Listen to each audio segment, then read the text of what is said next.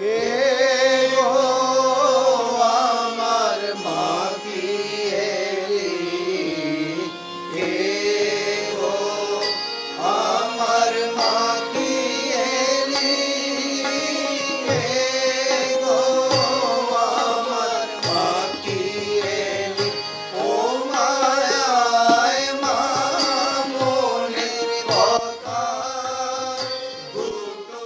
এই যে আপনারা দেখছেন একদম লাল বেশ জটা জুটো পরে গান গাইছেন, একটা অদ্ভুত গান। এই গান কিন্তু একেবারে আমাদের নিজেদের সংস্কৃতি, যেটা আমরা নিজেরাই অনেকে জানি না, কালী কীর্তন। আর এখন যেখানে বসে রয়েছি, আন্দুল রাজবাড়ির অন্নপূর্ণা মন্দির, এটাই এই কালী কীর্তনের আঁতুর ঘর। আর আমার সঙ্গে দুজন বসে রয়েছেন, বলতে পারেন ইতিহাস সঙ্গে নিয়ে বেড়াচ্ছেন, ঐতিহ্য সঙ্গে নিয়ে বেড়াচ্ছেন। আপনাকে একটুখানি জিজ্ঞেস করি যে এই জায়গাটাতেই কালী কীর্তন শুরু হয়েছিল। কালী কীর্তনের ব্যাপারটা তো মানে সত্যিকারের আমাদের ট্র্যাডিশন, অথচ আমরা সেভাবে, আপনারাই ধরে রেখেছেন সেভাবে।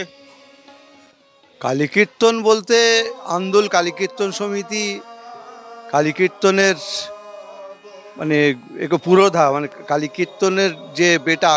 মানে আগে তো কীর্তন বলতে মানে যেটা হরি সংকীর্তন, কিন্তু কালী কীর্তন তো আগে ছিল না। এবং আন্দোল কালী কীর্তন সমিতি মানে ভারতবর্ষে কালী কীর্তনের প্রবক্তা। 1879 সালে তখন আন্দোলের রাজা বিজয় কেশব রায় মহাশয়, এবং ওনার সভা কবি ছিলেন পণ্ডিত প্রবর মহেন্দ্রনাথ ভট্টাচার্য, ইনি প্রেমিক মহারাজ বলে খ্যাত। ওনারই লেখা এই আন্দোল কালী কীর্তন সমিতির সব গানগুলোই আমরা শতাধিক বর্ষ, শতবর্ষ পূর্ণ করতে চলেছি আগামী 2029 সালে। এবং ওনার বাল্যবন্ধু সঙ্গীতজ্ঞ কৃষ্ণধন মল্লিক মহাশয়, তিনি সব গানের সুরারোপ করেন। ওনাদের যৌথ উদ্যোগেই আন্দোল কালী কীর্তন সমিতির প্রতিষ্ঠা হয় এই রাজবাটিতে। রাজবাটিটা হচ্ছে আন্দোল কালী কীর্তন সমিতি আঁতুর ঘর বলতে পারেন। স্বয়ং মা শারদা এই গান শুনতেন? হ্যাঁ হ্যাঁ, মা সারদা দেবী তো শরীরে যতদিন ছিলেন ততদিন আমাদের গান উনি শ্রবণ করতেন, সে আপনারা সবাই জানেন, এবং তার এভিডেন্সও রয়েছে। আমাদের শেষ গান আমরা যেটা গাই, আর কেন মনে সংসারে যাই চলো সেই নগরে, যথা দিবানিশি পূর্ণ শশী আনন্দে বিরাজ করে। এই গানটা আমরা নেচে নেচে গাই। এবং যখন এই গানটি চলছে তখন স্বামী প্রেমানন্দের হাত ধরে কীর্তনের আসরে অবতীর্ণ হলেন রাখাল মহারাজ স্বামী ব্রহ্মানন্দ। তখন আমার ঠাকুরদাদাদের সময়, এবং উনি ওই কীর্তনের সঙ্গে এমন নৃত্য করছেন, তখন মা একজন সন্ন্যাসীকে বললেন, ওরে রাখালকে কীর্তনের আসর থেকে সরিয়ে নিয়ে আয়। বলে কেন মা? সেটা পরে বলবো। যথারীতি মায়ের নির্দেশে রাখাল মহারাজকে কীর্তনের আসর থেকে সরিয়ে নিয়ে যাওয়া হলো। এবং পরে যখন আন্দোলের ছেলেরা কালী কীর্তন পরিবেশনের পরে মাকে প্রণাম করতে গেছেন, তখন গুটি গুটি পায়ে তিনিও গেছেন সেই মহারাজ। বলে মা, তখন তো তুমি বললে না যে কেন রাখাল মহারাজকে সরিয়ে নিতে হবে? বলে ওরে, আমি যে দেখলাম স্বয়ং ঠাকুর রাখালের হাত ধরে নৃত্য করছেন, আর কিছুক্ষণ থাকলে ঠাকুরের সঙ্গে রাখাল লীন হয়ে যেত।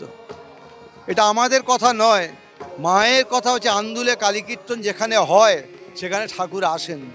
এবং এখনও সেই বিশ্বাস নিয়ে আমরা 146 বছর অতিক্রান্ত হতে চলেছি। 2029 সালে আমরা শতবর্ষ, 150 বছর পূর্ণ করব। সারা ভারতবর্ষ খুঁজলে এইরকম একটা কোনো অর্গানাইজেশন পাবেন না। আর কেন মনে সংসারে যাই চলো সেই নগরে, যথা দিবানিশি পূর্ণ শশী আনন্দে বিরাজ করে।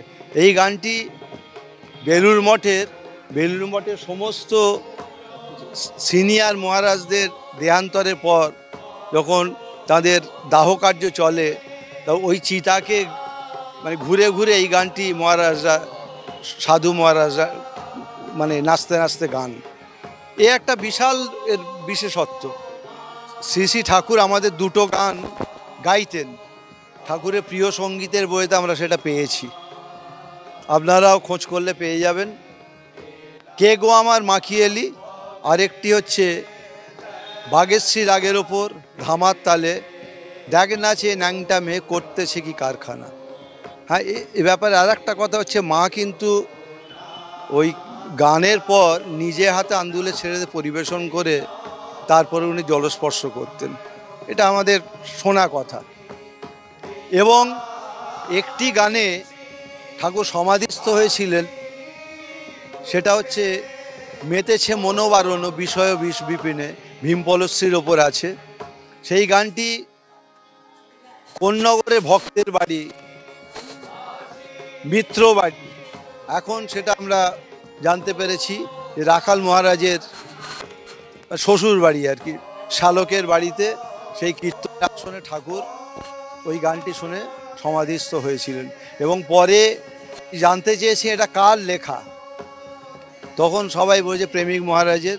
তখন প্রেমিক মহারাজ যে খোঁজ করেছিলেন, কিন্তু আমাদের কাছে কোনো সেরকম কোনো এভিডেন্স নেই যে ঠাকুরের সঙ্গে প্রেমিক মহারাজের সাক্ষাৎ হয়েছিল কি না। 90 বছর মানে অতিক্রান্ত, আপনি সভাপতি হিসাবে এই মুহূর্তে মানে বলতে পারি যে অতীতটা অনেকটা দেখেছেন নিজে। কালী কীর্তন, বিশেষ করে আন্দুল কালী কীর্তন সমিতি, আন্দুল এই কালী কীর্তন নামটাই আমার যৌবনে প্রেরণা ছিল যে কবে আমি এই আন্দুল কালী কীর্তনের সঙ্গে জড়িত হতে পারব। যাই হোক, পরবর্তীকালে সময় ও সুযোগ, বা বলতে পারেন যে প্রেমিক মহারাজের আশীর্বাদে আমি আন্দুল কালী কীর্তনের সঙ্গে নিজেকে জড়িয়ে নিয়েছি এবং আস্তে আস্তে সেই সমিতির সঙ্গে অঙ্গাঙ্গিভাবে জড়িয়ে গেছি। এখন সভাপতি হিসেবে আমি কাজ পরিচালনা করছি। যদিও আমার বয়স 90-এর ওপর, কিন্তু আমি মনে হয় না, আমি চেষ্টা করে যাই এখনও পর্যন্ত আনন্দের সঙ্গে এই গান করতে। এখনও আমি গানে অংশগ্রহণ করি। একটা কথা আমাদের এর আগের উনি বললেন, একটা কথা, সেটা মায়ের একটা গান মার এত ভালো লেগেছিল, সেই গানটি দয়াময়ী হয়ে ও মা নিদয়া হো না। এই গানটা আমাদের যখন হচ্ছিল তখন এটা আমাদের কাছে রিপোর্ট, সন্দীপবাবু জানেন, আমাদের কাছে খবর এলো তখন সেদিনের ঠাকুরের জন্মোৎসব, সেই নদীতে নৌকো উল্টে গেছে এবং বহু মানুষ জন্মোৎসবে অংশগ্রহণ করতে আসছিলেন। মায়ের কাছে মা শুনছেন আমাদের গান, সে সময় শুনতে শুনতে মা ওই কথা শুনে তাকেই ডাকছেন যে তিনি পরম দয়াময়, তিনি রক্ষা করবেন। তা আমাদের গান তখন হয়ে গেল। হয়ে যাবার পর পরবর্তীকালে আর একজন মহারাজ এসে, মানে নবীন সন্ন্যাসী এসে মাকে খবর দেয় যে কোনো বিপদ হয়নি, সমস্ত মানুষকে রেস্কিউ করা হয়েছে, সমস্ত মানুষ খুব ভালোভাবে উঠে এসেছেন, নৌকোডুবিতে আমাদের কোনো ক্ষয়ক্ষতি হয়নি। সেটা মায়েরই, এই মায়ের এই যে চাহিদা এবং ঠাকুরের কৃপা, তাইতে সফল হয়েছিল। সেই জন্যে মা আমাদের তখন বললেন, আমাদের ছেলেদের, এটা আমারও সেই পূর্বপুরুষদের সঙ্গে শোনা, যে তোমরা ওই গানটা আর একবার গাও গো, আমি শুনবো আবার। কারণ যখন ওই অবস্থা হয়েছে তখন মাথায় এসেছিল, আবার আমাদের সেই গানটি গাইতে হয়েছিল। কালী কীর্তন বলতে 1879 সাল, 1879 সালে আন্দুলের রাজা, যে রাজকবি রাজসভাতে আন্দুলের যিনি রাজা ছিলেন, তিনি মহেন্দ্রনাথ ভট্টাচার্য বলে একজন সাধককে একটা জায়গা দেন ওখানে, রাজসভা মানে অলঙ্কৃত করার জন্য। রাজকবি ছিলেন বলা যায়। তো সেই মহেন্দ্রনাথ ভট্টাচার্য, তিনি প্রেমিক মহারাজ নামে পরিচিত ছিলেন। তিনি একটা অদ্ভুত ধরনের গান লিখলেন, তার নাম কালী কীর্তন। সেই গানগুলো তিনি কিন্তু গান লিখতেন, তিনি সুর করতেন না, সুর করতেন তার বন্ধু কৃষ্ণধন মল্লিক। এবার এরা একটা দল তৈরি করলেন ওই 1879 সালে, সেটা আন্দুল রাজবাড়িতেই চালু হলো, আন্দুল কালী কীর্তন সমিতি নাম দিয়ে। এই দলে অনেক নামকরা বাদক এবং গায়ক ছিলেন যারা গান করতেন এবং বাজনা বাজাতেন, এবং পরবর্তীকালে অনেক বিখ্যাত লোক এর সঙ্গে যুক্ত হয়েছেন। সবচেয়ে আশ্চর্য ঘটনা সেটা হচ্ছে যে শ্রীরামকৃষ্ণ কথামৃতে পাওয়া যায় যে এই সম্ভবত প্রেমিক মহারাজ নিজেই শ্রীরামকৃষ্ণদেবকে এই গান শুনিয়েছেন। শ্রীরামকৃষ্ণদেবের এই গান শুনেছেন, মেতেছে মন বিষয়ে বারণ বিপিন, এরকম একটা উদাহরণ আছে। তারপরে যখন বেলুড় মঠ চালু হলো 1898-99 সাল নাগাদ, তখন মা সারদার নির্দেশে শোনা যায় যে স্বামীজি এই আন্দুল কালীকীর্তন সমিতিকে ঠাকুর শ্রীরামকৃষ্ণদেবের জন্মোৎসবে গান করার জন্যে আমন্ত্রণ জানিয়েছিলেন, বা কেউ তার প্রতিনিধি হয়ে গিয়েছিলেন আন্দুলে। কিন্তু সেই থেকে একটানা এতগুলো বছর ধরে, এই করোনার পিরিয়ডের মাঝখানে একটু গ্যাপ গেছে বটে, কিন্তু আন্দুল কালীকীর্তন সমিতি বেলুড় মঠের ঠাকুরের জন্মতিথিতে একই জায়গায় এই কালীকীর্তন গান এত বছর ধরে করে আসছেন। এটা একটা ঐতিহ্য, হাওড়া তো বটেই, কালীকীর্তনের ঐতিহ্য তো বটেই। এইবার সমস্যাটা হচ্ছে, মানে যেটা ইন্টারেস্টিং, সমস্যা বললে ভুল হবে, যেটা ইন্টারেস্টিং আকর্ষণীয় বিষয় হচ্ছে কালীকীর্তন সাধারণ লোক গাইতে পারবে না, কারণ এটা অত্যন্ত জটিল গান এবং অত্যন্ত উচ্চাঙ্গ সঙ্গীত, কী বলবো, উচ্চাঙ্গ সঙ্গীত না জানলে, মানে উচ্চাঙ্গ সঙ্গীতের তালিম বা রেওয়াজ না থাকলে এই গান গাওয়া যায় না। কিন্তু যারা গাইছে তারা কেউই কিন্তু প্রফেশনাল গায়ক নয়, এরা শ্রুতির মাধ্যমে 5 প্রজন্ম ধরে এইটাকে ধারাটাকে বজায় রাখছে। অর্থাৎ ওই পাড়ারই লোক, তার পরবর্তীকালে তার ছেলেরা এরমভাবে আস্তে আস্তে এখন যে নতুন যে প্রজন্মটা এই গানগুলো গাইছে, তাদের ছেলেরা কিন্তু অলরেডি তৈরি হচ্ছে, মানে শুনে শুনে এই গানটা বজায় রেখেছে। এরকম জিনিস কিন্তু চট করে পাওয়া যায় না। এবং আরেকটা অদ্ভুত বৈশিষ্ট্য হচ্ছে, এটা কিন্তু কপি হয়নি, অর্থাৎ তোমার রিয়েলিটি শো বা কোনো কপি সিঙ্গার বা ইত্যাদিতে এই কালীকীর্তনের গান কিন্তু এখনও পাওয়া যায়নি, আমি তো অন্তত শুনিনি কখনো। আর এরা পেশাদার নয় একেবারেই। এদের বক্তব্য হচ্ছে যে মহারাজরা বহুবার বলেছেন যে এই জন্মতিথি উৎসবের যে মূল মঞ্চ হয় সেখানে যেতে প্রচুর লোক শুনতে পাবে, কিন্তু ওনা বলছেন যে না, ওই যে জায়গায় আমরা গান করতাম সেখানে ঠাকুরের যত পার্ষদ, স্বামী ব্রহ্মানন্দ, স্বামী অখণ্ডানন্দ, এমনকি সারদা মা আড়াল থেকে শুনতেন, ওনাদেরকে মানে আলাদা করে নিমন্ত্রণ, মানে আলাদা করে খাওয়াতেন যত্ন করে।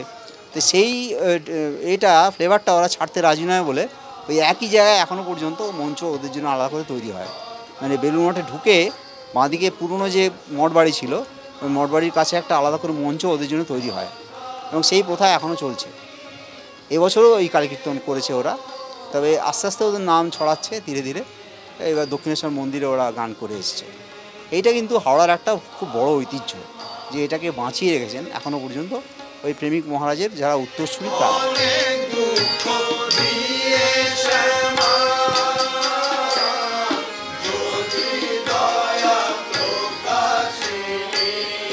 কি বলবো, গায়ে কাঁটা দিচ্ছে এই কালী কীর্তনে। শুনেছিলাম, এসে দেখলাম, অনুভব করলাম, সত্যি গায়ে কাঁটা দিচ্ছে। আমাদের বাঙালির মা কালীর এরকম গান এতদিন ধরে, যার সঙ্গে স্বয়ং শ্রীরামকৃষ্ণের যোগাযোগ, মা সারদার যোগাযোগ, এই গানটি তো শ্রীরামকৃষ্ণ নিজে গাইতেন। মায়ের কাছে একটাই প্রার্থনা, মোবাইলে যেরকম কোরিয়ান গান, সবাই কোরিয়ান রিলস, কোরিয়ান গান শোনে এ প্রজন্ম, সেরকম এবার থেকে যেন মোবাইলে এই কালী কীর্তনও শোনে এই প্রজন্ম, বাড়তে থাকুক, শুনতে থাকুক।